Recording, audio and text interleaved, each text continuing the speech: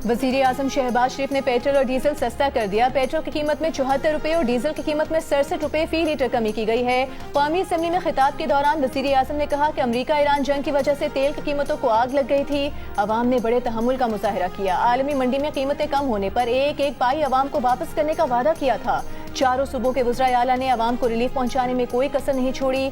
वज़ीर आज़म ने फौरी इक़दाम करने पर चारों वज़राए आला का शुक्रिया अदा किया। अमरीका ईरान जंग के 3 माह के दौरान ब्रेंट खाम तेल की फी बैरल कीमत $120 फी बैरल तक पहुंची। इस्लामाबाद याददाश्त पर दस्तखत के बाद से ये $80 से $77 फी बैरल के दरमियान है। आज ब्रेंट खाम तेल $80 फी बैरल पर ट्रेड हो रहा है। This is an undeniable truth, whether we like it or not. कि इसमें सबसे ज्यादा कलीदी रोल फील्ड मार्शल शहीद आसिम मुनीर का है, जिन्होंने अमन के क़याम के लिए ये 2.5-3 महीने नींद को आंखों में बसाए शबाना रोज अंत तक काम किया। मैं डिप्टी प्राइम मिनिस्टर को भी शुक्रिया अदा करना चाहता हूँ। इंटीरियर मिनिस्टर सईद मोहसिन नकवी ने ईरान के हवाले से अपना पूरा किरदार अदा किया। वज़ीर आज़म शहबाज शरीफ का अमरीका ईरान इस्लामाबाद मुफाहमती याददाश्त में कलीदी किरदार अदा करने पर फील्ड मार्शल आसिम मुनीर, नायब वज़ीर आज़म इसहाक डार और वज़ीर दाखिला मोहसिन नकवी समेत पाकिस्तानी क़यादत को खिराज तहसीन कहा। आज दुनिया के हर खित्ते में पाकिस्तान का नाम गूंज रहा है। सियासी इख्तिलाफात अपनी जगह, लेकिन कौमी वहदत के लिए हम एक हैं और एक रहेंगे। एक रोज पहले ईरानी सदर मसूद पज़ेश्कियान ने कहा, मुश्किल वक्त में पाकिस्तान चट्टान की तरह ईरान के साथ खड़ा रहा। ईरानी सदर की दावत पर 3 और 4 जुलाई को सुप्रीम लीडर अली खामनेई की आखिरी रसूमात में पाकिस्तानी वफ्द शरीक होगा। वज़ीर आज़म की तजवीज़ पर ईरान अमरीका अमन डील कराने पर कौमी असम्बली में करारदाद मुतफ़िक़ा तौर पर मंजूर। करारदाद में कहा गया है कि ऐवान वज़ीर आज़म शहबाज शरीफ, फील्ड मार्शल आसिम मुनीर और नायब वज़ीर आज़म समेत पूरी टीम को मुबारकबाद पेश करता है।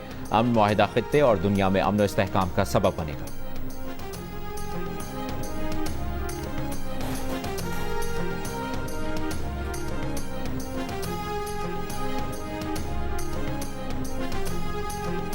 ये ऐवान इस हवाले से एक करारदाद मुतफ़क्का तौर पर मंजूर करे तो मैं समझता हूँ कि इस अजीम कामयाबी की न सिर्फ इस हाउस की भरपूर तायीद होगी, बल्कि दुनिया में यकजहती, इत्तेफाक और इत्तेहाद का भरपूर पैगाम जाएगा। वज़ीर आज़म पाकिस्तान शहबाज शरीफ के अपोजिशन लीडर महमूद खान चकजई, असद कैसर और बैरिस्टर गौहर से खुशगवार गुफ्तगू। वज़ीर आज़म खुद अपोजिशन लीडर की सीट पर गए। ज़राए के मुताबिक अपोजिशन ने साबका फाटा की टैक्स छूट का मामला वज़ीर आज़म के सामने रखा। मुशीर बराए सियासी अमूर राना सनाउल्लाह ने बताया कि वज़ीर ख़जाना मोहम्मद औरंगज़ेब ने अपोजिशन रहनुमाओं को फाटा टैक्स पर IMF से बात करने का यकीन दिलाया है। उम्मीद है ये मसला हल हो जाए।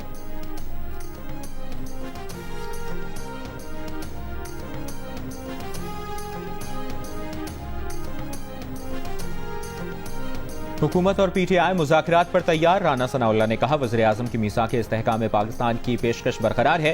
हुकूमत हर तरह की बातचीत के लिए तैयार है। रहनुमा PTI असद कैसर बोले, मुल्क और फौज दोनों हमारे हैं, मीसाक जमहूरियत के लिए तैयार हैं। वज़ीर ख़जाना मोहम्मद औरंगज़ेब ने बजट पर उनके निकात तस्लीम करने की हामी भरी है। बानी PTI की रिहाई के मौलाना फजल रहमान के बयान पर राना सनाउल्लाह ने कहा कि यह फैसला अदालत करेगी। मौलाना के गिले शिकवे दूर करने की कोशिश करेंगे।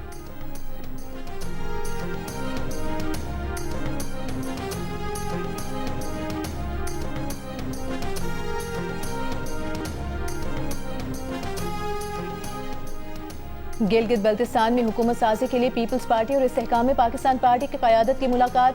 हुकूमत साजी समेत अहम सियासी इंतजामी और सियासी अमूर पर तबादला ख्याल, राबते बढ़ाने पर इत्तेफाक। एलामी के मुताबिक सियासी और जमहूरी अमल के जरिए हुकूमत साजी का अमल खुशाइंद होगा। दोनों जमातें आइंदा भी बाहमी मुशावरत और बातचीत जारी रखेंगी। गिलगित बल्तिस्तान के बेहतर सियासी मुस्तकबिल के लिए फाहम तफहीम से आगे बढ़ना होगा। गुज़िश्ता रोज पीपल्स पार्टी और मुस्लिम लीग नून में गिलगित बल्तिस्तान में मिलकर हुकूमत साजी पर इत्तेफाक हुआ था। गवर्नर और डिप्टी स्पीकर नून लीग और वज़ीर आला पीपल्स पार्टी का लगाने पर इत्तेफाक हुआ था।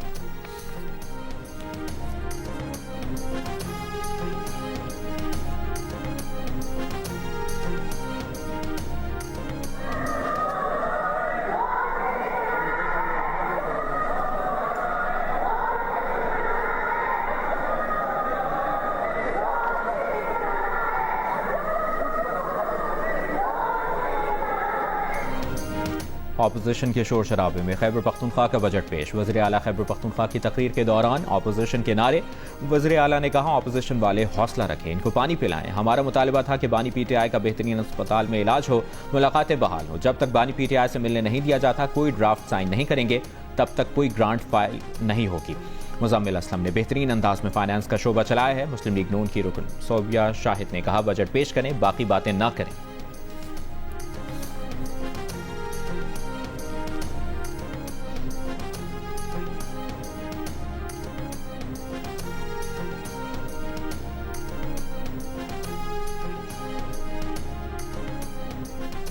अमरीका और ईरान के दरमियान स्विट्जरलैंड में आज होने वाले मुज़ाकरात मुलतवी। ईरानी वज़ारत ख़ारिजा के ज़राए के मुताबिक लबनान पर इसराइली हमले मुज़ाकरात मुलतवी करने की वजह बने।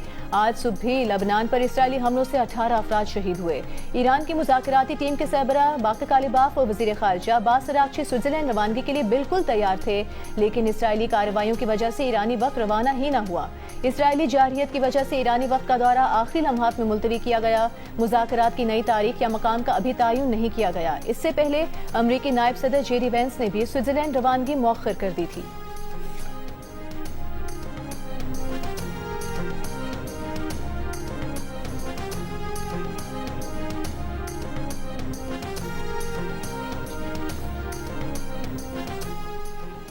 इसराइल की लबनान में जंगबंदी मुआहदे की खिलाफ वर्जी। जनूबी लबनान पर शदीद हमले, कम अज कम 18 अफराद शहीद, मुताद्दिद जख्मी और लापता हो गए। इसराइली फौज ने जनूबी लबनान और वादी अल बका में हिजबुल्लाह के ठिकानों और बुनियादी ढांचे को निशाना बनाने का दावा किया। हिजबुल्लाह पर जंगबंदी की खिलाफ वर्जी का इल्जाम आयद किया। अपने एक अफसर समेत 4 इसराइली फौजियों की हलाकत की तस्दीक की। इससे कबल हिजबुल्लाह ने इसराइली कार्रवाइयों के जवाब में 3 टैंक तबाह करने और जख्मी और हलाक फौजियों की मदद को आने वाले यूनिट को निशाना बनाने का बताया था।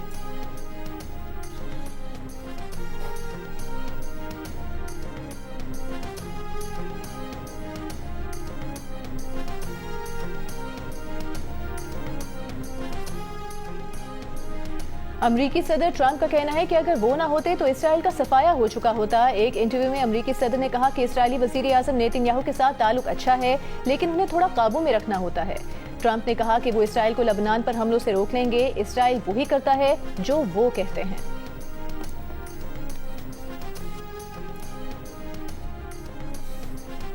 Two-thirds of the defensive weapons that have protected your homeland have been built by American hands and paid for by American tax dollars. The problem for Israel is not Donald J. Trump. And anybody in Israel who thinks their biggest problem is the President of the United States needs to wake up and smell the reality of the situation. अमरीका के नायब सदर JD veins ने Israeli हुकूमत को आईना दिखा दिया। Israeli वज़रा को खरी खरी सुना दी। कहा, नेतन्याहू की काबीना के कुछ अरकान ने अमरीका ईरान डील पर तनकीद की। बाज़ अरकान ने तो सदर ट्रंप पर ज़ाती हमले शुरू कर दिए। JD वेंस ने साफ साफ बता दिया कि इसराइल ज़्यादातर हथियार वाशिंगटन से ही लेता है। पिछले 3 माह के दौरान इसराइल का तहफ़्फ़ुज़ करने वाले 2/3 हथियार अमरीकियों ने बनाए। इन हथियारों की कीमत अमरीकी शहरियों के टैक्स से अदा हुई। इसराइली वज़रा तशद्दुद का रास्ता इख्तियार करके अपने मसाइल से निपट नहीं सकते। एक इंटरव्यू में JD वेंस ने कहा कि इसराइल 90 लाख लोगों का मुल्क है। अमरीका पर तनकीद करने वाले इसराइली वज़रा के पास इस मसले का हकीकी हल क्या है? वो अपने हर कौमी सलामती के मसले को जंग और हलाकतों के जरिए हल नहीं कर सकते।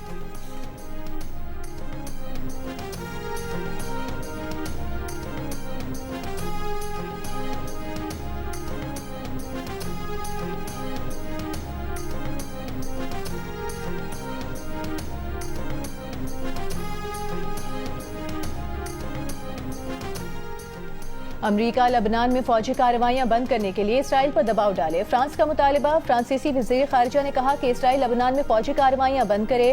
फ्रांस की मंजूरी के बगैर सलामती काउंसिल ईरान पर आयद पाबंदियां खत्म नहीं कर सकती। ईरान के जौहरी प्रोग्राम, बैलिस्टिक मिसाइल और खित्ते में उसके इत्तेहादी ग्रुपों की हिमायत से मुताल्लिक़ खदशात दूर होने तक मशरिक़ वस्ता में पायदार इस्तेहकाम मुमकिन नहीं। ईरान के तर्ज़ अमल और पॉलिसियों में बुनियादी तब्दीली ज़रूरी है।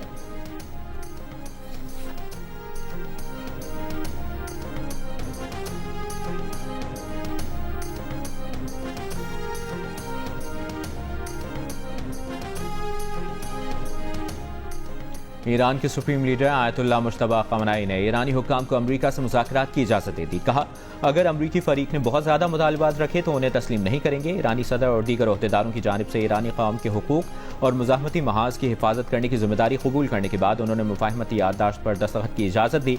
ईरान के चीफ मुज़ाकरातकार मोहम्मद बाकिर कालिबाफ ने कहा, सुप्रीम लीडर ने मुआहदे की शिकों और शराइत पर अमल दरामद यकीनी बनाने का टास्क दिया है। खिलाफ वर्जी या हद से ज़्यादा मुतालबात किए गए तो दुश्मन को मुंह तोड़ जवाब देने से गुरेज नहीं करेंगे।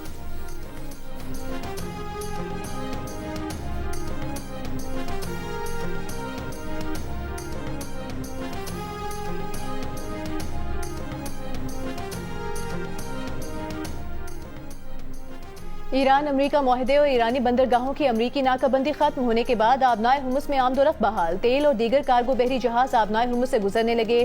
खलीजी ममालिक ने तेल की बरामदात मामूल पर लाने के इकदाम तेज कर दिए। टैंकर मालिकान की तिजारती तंजीम इंटर टैंको का कहना है कि आबनाए हुर्मुज़ से महफूज बहरी सफर की मुकम्मल बहाली में वक्त लगेगा और इसके लिए बारूदी सुरंगें साफ करना जरूरी है।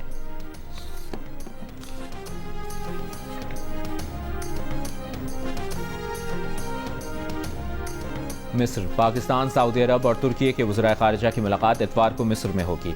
मिस्री वज़ारत ख़ारिजा के मुताबिक मुलाकात के बाद मुज़ाकरात का एक तौसीई सेशन और मुश्तरका प्रेस कॉन्फ्रेंस भी होगी। वज़राए ख़ारिजा की मुलाकात के एजेंडे की तफसीलात जारी नहीं की गई। चारों ममालिक मशरिक़ वस्ता तनाज़े से मुतालिक सालिसी की कोशिशों में शामिल रहे हैं।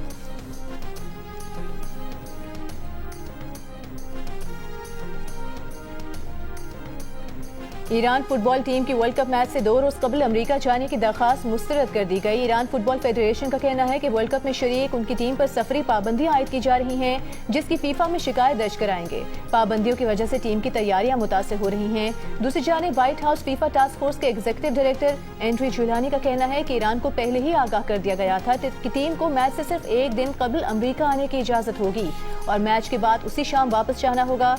वर्ल्ड कप में ईरान के बेल्जियम और मिस्र के खिलाफ अगले दोनों मैचेस भी अमेरिका में ही शेड्यूल्ड हैं।